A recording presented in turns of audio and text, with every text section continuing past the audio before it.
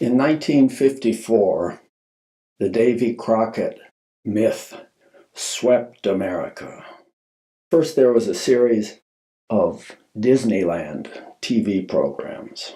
It starred Fess Parker as Davy Crocket, king of the wild frontier. Records were issued of Fess Parker singing the Davy Crocket song, and I still have my copy of that record, Columbia Unbreakable. And here it says in the fine print, non-breakable under normal use. Well, we gave it normal use, I guess, because it's not broken. It's scratched. I gave it a lot of use. Let's see, I was a 5-year-old in 1954. And then 1955, when the Fess Parker movie of Davy Crocket came out, I, like all other little boys anyway in America, probably plenty of little girls too, wanted to be Davy Crocket. I wanted to have a coonskin cap of my own. And I played this record so many times as a 5-year-old. I'm sure I drove the rest of my family around the bend hearing the Davy Crocket ballad sung by Fess Parker, who was not a professional singer, but he did okay in the song. It was a simple song. Born on a mountaintop in Tennessee, in the land of the free, killed in a bar when he was only 3, Davy, and so on. I knew that song backwards, forwards, and sideways as a 5-year-old. We had a talent show at our school. Each kid in our small class would do a little dance or sing a song or something, read a poem maybe. Well, we couldn't read yet, but we'd do a little something. At least those of us who wanted to show off some would perform, and I think everybody did. This was a small class, maybe a dozen of us kids, 15 kids in the class. And I was going to perform with my little plastic musket, my Davy Crocket musket that actually had a couple of silver bullets. Now, muskets, I don't think had bullets. They had balls, and you had to jam the wadding and the powder and everything, and then you'd put the ball in, I believe, at the end, and then you'd blast away at a raccoon or a bear or something else with your musket. Out in the wilderness where Davy lived a good deal of his life, where he killed him a bar when he was 3 and so on. But Davy had an illustrious life in many respects. He wasn't only a frontiersman and a plain-spoken wit and a great American in those sorts of ways. He also got elected to Congress. And he gave great speeches in Congress that amused everyone, even though he was wearing his deerskin outfit and his coonskin cap, or whatever it was. He impressed everyone with his native country wisdom. And that wasn't all. That wasn't the end of his career, because then he heard that there was a struggle going on in Texas, in the Republic of Texas. We had to defend the Alamo fort against a huge Mexican army that was approaching, Santa Anna and his army. This was all in the Davy Crocket movie, which actually I don't think was so much a movie as it was these first 3 Disney shows patched together to make up a movie. But I didn't care as a 5-year-old or a 6-year-old by the time I saw the movie. No, sir. Davy, along with all the other heroes at the Alamo, died at the Alamo because they stayed and fought to the last man. Jim Bowie, with his famous knife, was in a sick bed. They all died. And it was terribly sad for a little boy to see his hero die like that. But I don't think Davy Crocket actually died on the screen. When the movie ended, he was still there a-fighting. You knew he was going to die because there were thousands of these Mexican troops coming at him. He couldn't kill them all. Welcome to the world of Hollywood romance. Romantic in the sad sense. So, for the kindergarten variety show, I, little Dickie Mosier, signed up to sing the Davy Crocket song, and I was going to act out these parts of Davy killing his bar when he was 3, and all these other illustrious parts of Americana, of which we were all so proud. So the big day came for our show at kindergarten. I was very excited. Mom was going to be there. All the mothers were going to be there to watch their little boys and girls not compete, but perform, do wonderful things.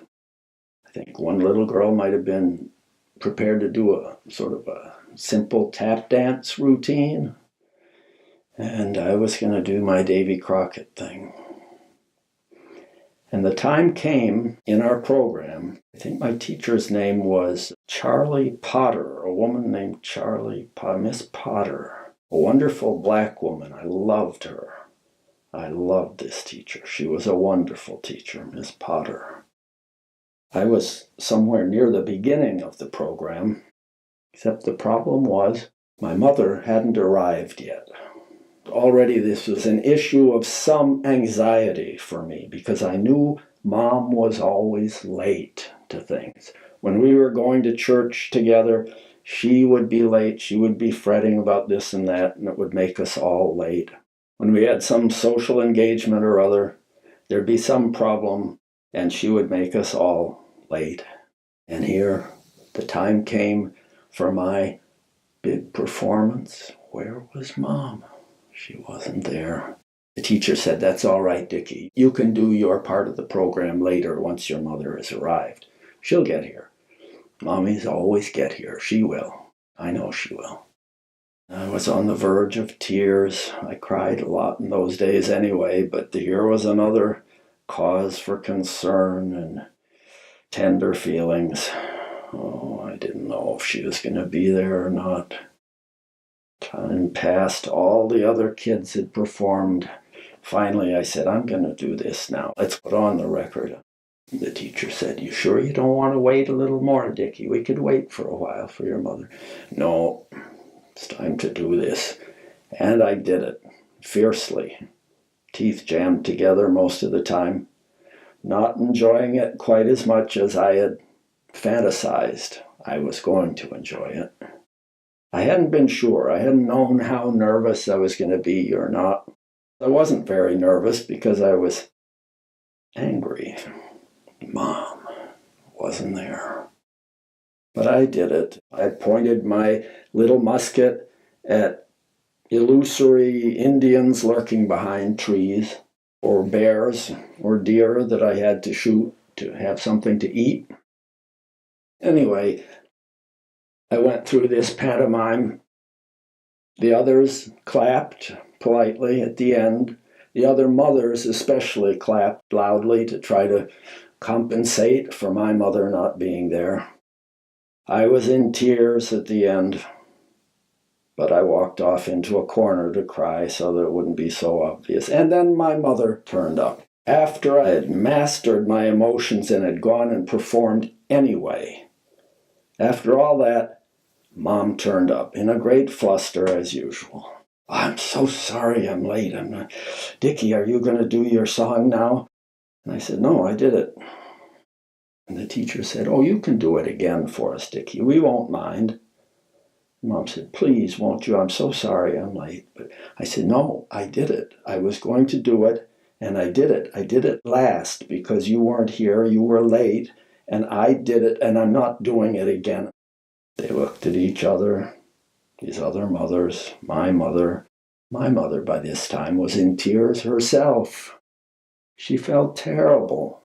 Maybe she'd been held up by an extra long session with her analyst outside Princeton.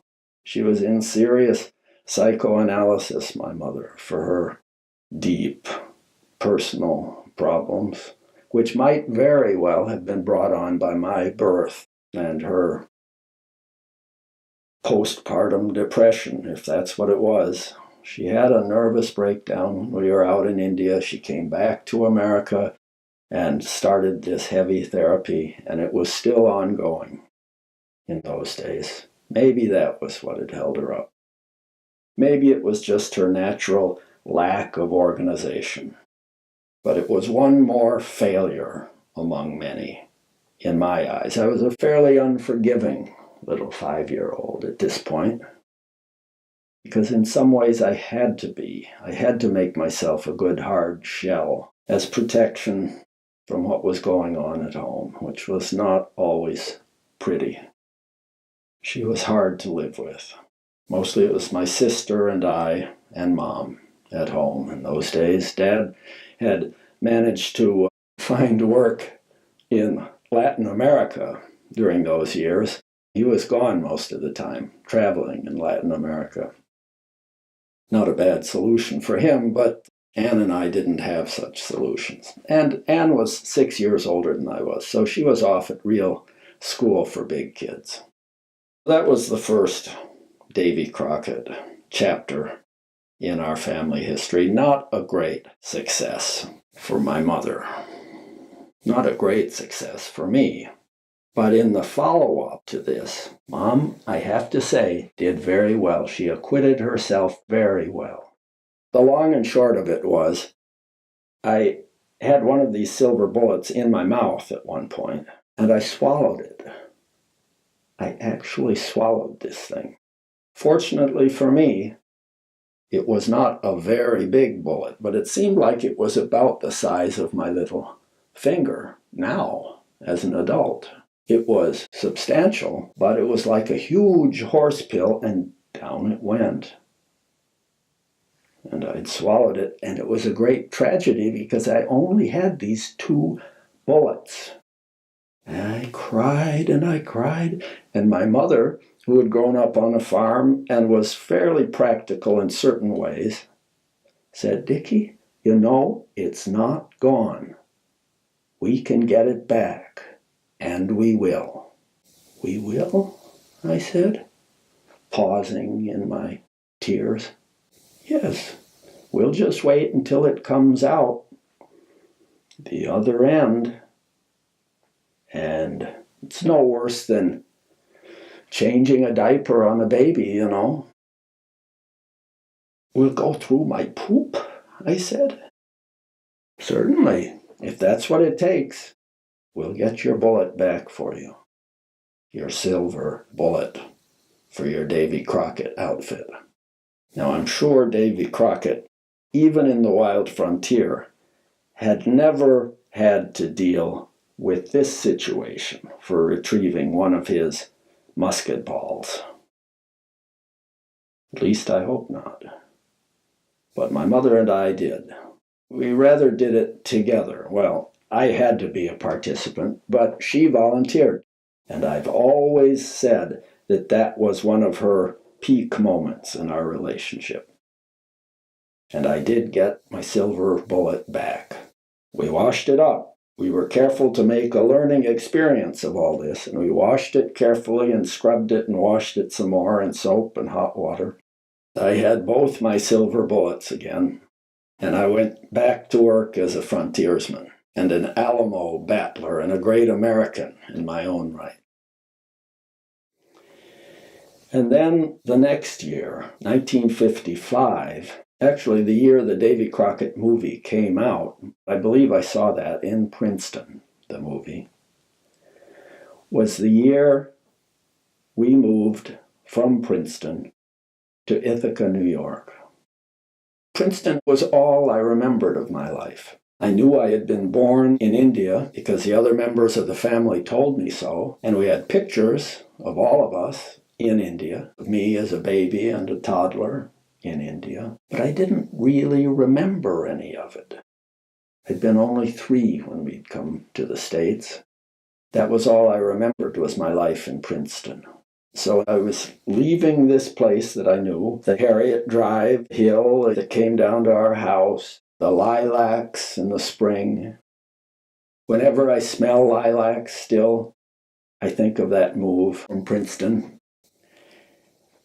And I made a kind of tour of the neighborhood on my own to say goodbye to things.